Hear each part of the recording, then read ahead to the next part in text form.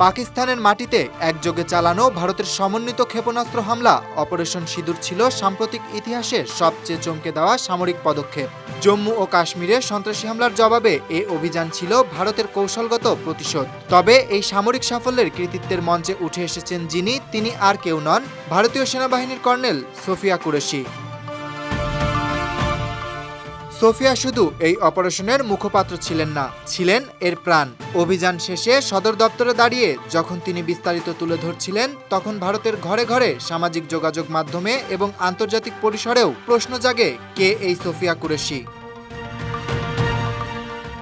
গুজরাটের মেয়ে সোফিয়া কুরেশির জীবনটা ছিল না কোনো প্রথাগত গল্পের মতো। বায়োকেমিস্ট্রিতে স্নাতকোত্তর ডিগ্রি নিয়েই তার যাত্রা শুরু হয় সাহসের পথে। ১৯৯৯ সালে অফিসার্স ট্রেনিং একাডেমি থেকে প্রশিক্ষণ শেষ করে যোগদান সেনাবাহিনীতে। পরবর্তীতে ২০০৬ সালে পূর্ণ সদস্য হিসেবে যুক্ত হন ভারতীয় সেনায়।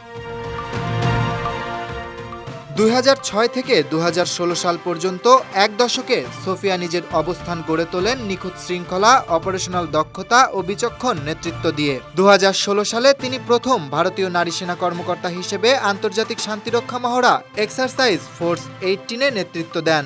১৮টি দেশের উপস্থিতিতে ৪০ সদস্যের ভারতীয় দলকে নেতৃত্ব দিয়ে আন্তর্জাতিক পরিসরে ইতিহাস গড়েন। উল্লেখযোগ্যভাবে ওই মহড়ায় কোনো দেশের প্রতিনিধি দলে নারী কর্মকর্তা ছিলেন না।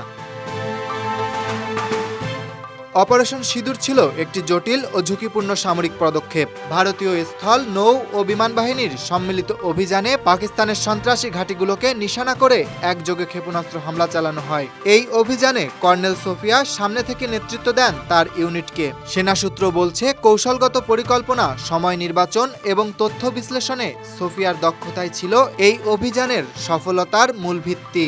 এই অভিযানের পর তার সাহসিকতা, নেতৃত্ব ও সামরিক কৌশল প্রশংসা কুড়িয়েছে সর্বমহলে। তাকে নিয়ে সেনাবাহিনী থেকে শুরু করে সংবাদ মাধ্যম পর্যন্ত আলোচনা এখন তুঙ্গে।